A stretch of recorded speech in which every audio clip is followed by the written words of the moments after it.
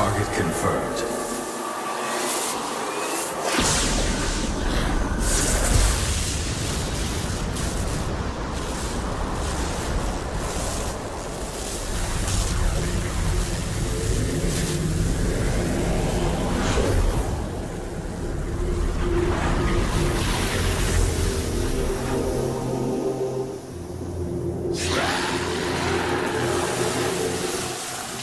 Young man, if you wish to live, take my hand.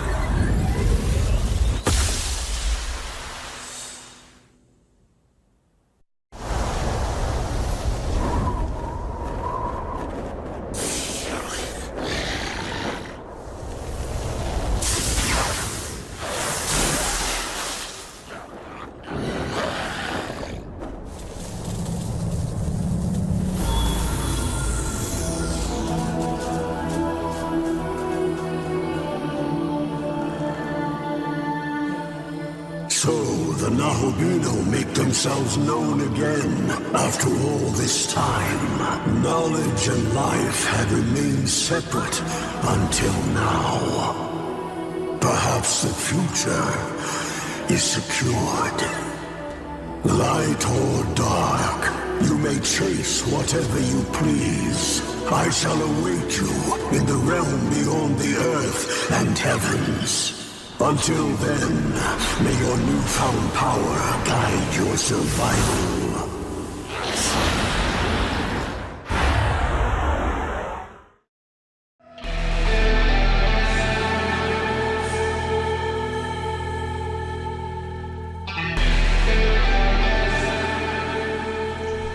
Born between the fusion of a human and a demon, capable of power able to rival that of the gods, the Nahobino doesn't join Smash Bros, but instead it's getting its own moveset as a Juggernaut. Yeah, I feel like I should explain myself for a bit. I've been sick of posting nothing but clip compilations lately, and I've had this idea stuck in my head for quite a while, so why not try and get my creative juices flowing? This video is heavily inspired by Brawl Fans 1's What If series, and I highly recommend you check out his work. Obviously, this is just a concept and there is no way I'm expecting this to get in the game. I just want to try and flex my creative muscles a bit, and have an excuse to talk about a game that I like. So, the Nahobino, hailing from the Shin Megami Tensei series, more specifically SMT5, and even more specifically SMT5 Vengeance, the Nahobino wasn't originally like this. The protagonist is just a typical high school student that was thrown into an alternate version of Tokyo, dubbed the Nether World, or Dot, home to the many gods, deities, folklores, and myths called demons. Turns out, this wasteland version of Tokyo is the true one, and the world the protagonist was originally living in was a replica before the War of the Myriad Gods broke out.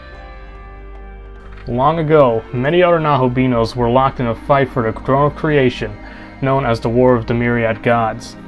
But once the one occupying the throne of creation, the God of Law, forbade the Nahobino's existence by stealing that knowledge away, he ended the war.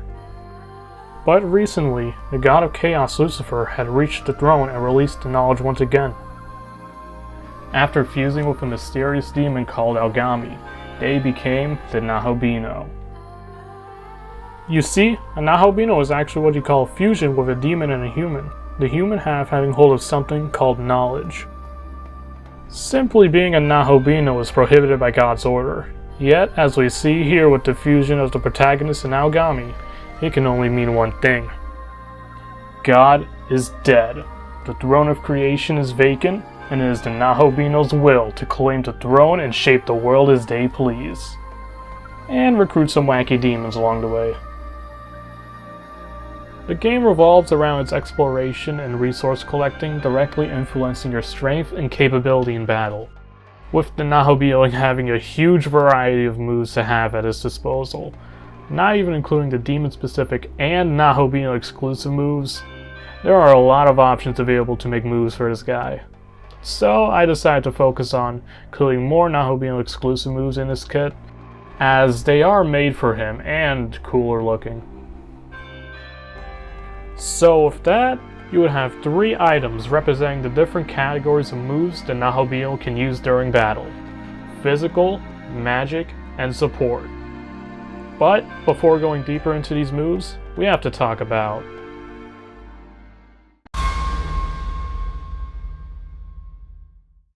SMT5's battles revolve around Shin Megami Tensei's signature press turn system, striking weaknesses to gain extra actions during your turn. Now, of course, these turns aren't required in a Juggernaut round, but striking weaknesses will prove to be invaluable in your moveset. With that being said, all of the Nahobino's physical attacks have a very small chance to crit, dealing 1.5 times their usual amount of damage and ragdolling the opponent, with a little bit of knockback, similar to hitting someone with a number 3 on a judge. Just like in the game, all physical attacks can potentially crit for more damage, giving you another press turn and filling up the Magatsubi gauge. What is that, you may ask? We'll get to that soon. But first, this item will involve the user wielding his beam energy sword thingies that come out of his fingers. I don't know what they're called. They have 2 abilities to go along with it. For your M1, you'll perform a single slash forward at the enemy, which is based off the basic attack function you can use in battle. Each swing will deal 40 damage with a 1-second cooldown in between. During the windup, your speed will be increased by 8 points temporarily. If you don't land a hit, however, you'll get a -11 speed point penalty. This will be your go-to attack for getting up close to the enemy. It's not that spammable, but it can still proc crits. Now to something more interesting, the skills of the physical slot. For skill slot 1, we have Aramasa, where the user rushes up towards the target, slashing them 8 times in quick succession, before lurching back to their original position. Each slash will deal 7 damage, and the last hit before lurching back will deal 14 damage. This attack will pin onto one single target, like Red Mist's vertical split skill, but the individual slashes will have a big enough hitbox to potentially catch some other targets if they're close enough. It also has the potential for each of its 8 attacks to land a crit. If this move doesn't connect with anything, it'll just act as a dash and won't bring you back to your original spot. Landing an Aramasa will deal 63 damage in total. So this skill's good at racking up damage and chasing down fleeing targets. Now for the second skill slot, the user will unleash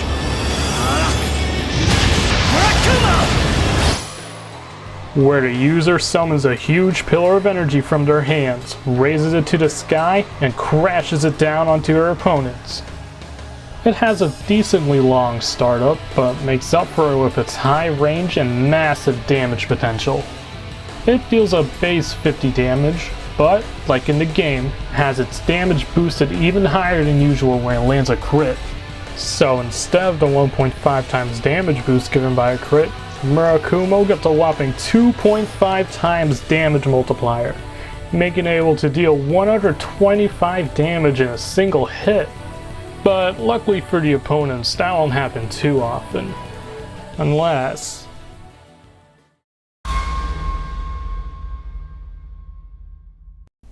Now we're moving on to the Nahobino's magic abilities, which are crucial for getting extra press turns by striking elemental weaknesses. Now for your mouse click, you'll use Zio, a basic electric skill which you also start out with when fusing with Algami for the first time. The user shoots a single bolt of lightning from their fingertips. It's similar to how Percutians works, but with a faster startup time, deal 20 damage instead of 25, and doesn't get reflected by Franklin Badge. This attack will also be able to proc electric weaknesses. You see, in order to translate as much of SMT5 as I can to Item Asylum, I decided it was too important to leave out one of the key mechanics of this game, which is why I decided to implement my own weakness system into this game. So, if players hit by Zio happen to have items that are considered wet, they will get shocked, take extra damage from the attack, and for the Juggernaut, charge the Magatsuhi gauge by a generous amount. And if you're confused about what items will be considered wet, I'll have a screenshot showing what I chose, which items will be considered wet. This skill serves as a good ranged option for follow-up attacks and to aid in filling the Magatsuhi gauge, but it's not the only skill that can do that. For the first ability, the Nahobino will use Profaned Land, a dark skill exclusive to the Nahobino. The user will summon a dark oozing mass dripping down from above in a circular area in front of them, dealing 40 damage and applying poison for 5 seconds. And since this is a dark skill, this will also proc dark weaknesses as well. This just means it has extra effects against people that hold items considered holy, or at least have special effects against unholy items. That means if players that are holding these types of items get hit by this skill, they will receive extra damage and have 5 stacks of curse applied to them immediately. Overall, it's a good crowd control move that's more intended to be used in close range, and opens up another avenue to exploit weaknesses. And to round out the magic slot, the Nahobino will use Divine Arrowfall, another unique Nahobino skill, but this time it deals almighty damage, which actually doesn't really mean anything, it's just basic damage, but still, it's almighty, and it's cool. The user will rise up into the air and unleash a rain of arrows in a wide area. Each arrow will deal 9 damage each, have decent splash damage, and a small amount of hit stun. You can say it compares similarly to how Vessel's soul daggers work, but instead of the projectiles following a line, they're more just scattered in front of the general vicinity of the player. A total of 20 arrows are shot and spread out in a rectangular area. This ability might not seem as strong at first, but combined with other skills it'll make short work of anybody that goes up against you.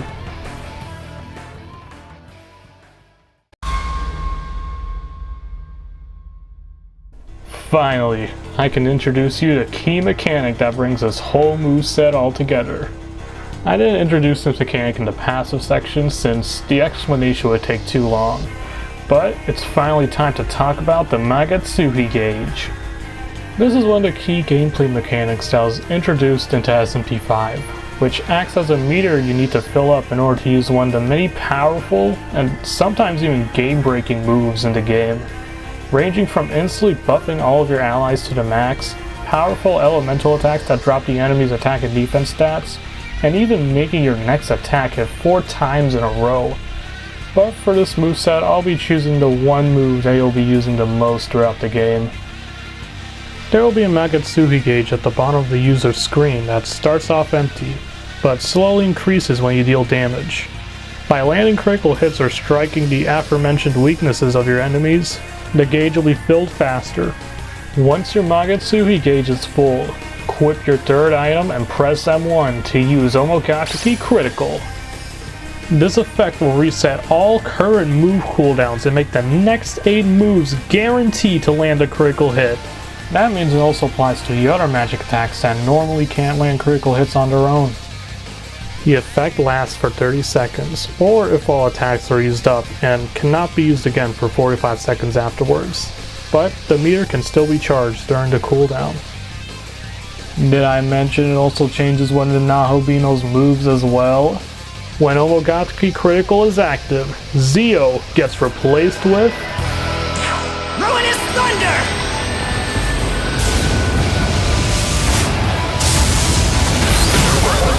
Now, the user summons lightning strikes from the sky, dealing damage in a large area and striking 3 times for 20 damage each. These lightning strikes will fall wherever you hover your mouse cursor. And since the skill can only be activated in the Omogatsuki state, they will deal 1.5 times their damage always, so it would actually be 30 damage each strike. This movesaw is not just for Omagotiki critical, it's got its own set of support skills as well, one of them being Debilitate. It's an endgame debuffing skill that combines the effects of Tarukaja, Rakukaja, and Tsukukaja into one skill. Able to lower the foe's attack, defense, accuracy, and evasion when using it in the game. In this moveset, the user debuffs the opposing player's damage, walk speed, defense, and jump height temporarily in an area in front of them. The debuff will last for 5 seconds, and if you somehow manage to use it multiple times on the same person while they still have the debuff, it doesn't stack, so don't try it. And for the final ability of this moveset, last but not least, we have Luminescent Blur. Now for people that have played the game, you're probably wondering, hey, that's not a skill in the game. And you'd be correct. I actually combined 2 skills into one counter ability. This is actually a combination of 2 special moves that Nahobino can use in the Cannon of Vengeance round in the game, Luminescent Mirage and Parasoline Blur. When used, the user activates the former skill. It's a support skill that, in the game, makes the user put up a shield that lets them dodge any attack in that turn. In this moveset, however, the user brings up the shield that, if it doesn't get triggered in the span of 1 second, it disappears and the move goes on cooldown. But if they do happen to dodge an attack, the second move, Parasoline Blur, becomes usable. In game, this move is only usable if the Nahobino has dodged an attack the previous turn, and is a multi-hit attack that deals 4 hits of light-based damage to the enemy. In this moveset, if the shield does get triggered in the 1 second lifespan, the user instantly performs the move, dealing 15 damage 4 times to one person. This counter will work similarly to Poser's Katana counter, teleporting to the attacker and dealing damage to them.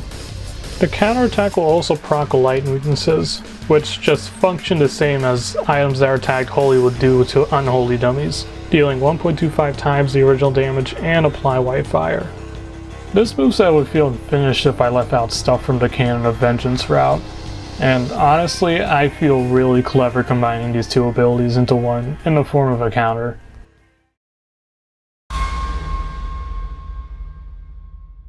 The model will have the user shown wielding the Nahobino's iconic laser hand beam sword thingies, along with the getup they have off use of Algami, mimicking their idle pose during battle.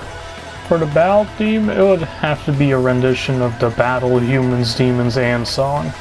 This is a song you're listening to right now, if I properly edited that song into this portion of the video. It's the boss theme in most areas of the game, and it's a banger song as well too. And to add as a little Easter egg, if the player has the featuring Dante from the Devil May Cry series tag equipped, the battle theme will change to one that plays during the Demi-Fiend fight in SMT5. Cause the quote comes from the game in the same series of SMT5, Shin Megami Tensei Nocturne Maniacs Edition featuring Dante from the Devil May Cry series, you know that one. Also, why not? Have your model turn into the Cannon of Vengeance exclusive form if you're wearing an item that's named Tsukiyomi.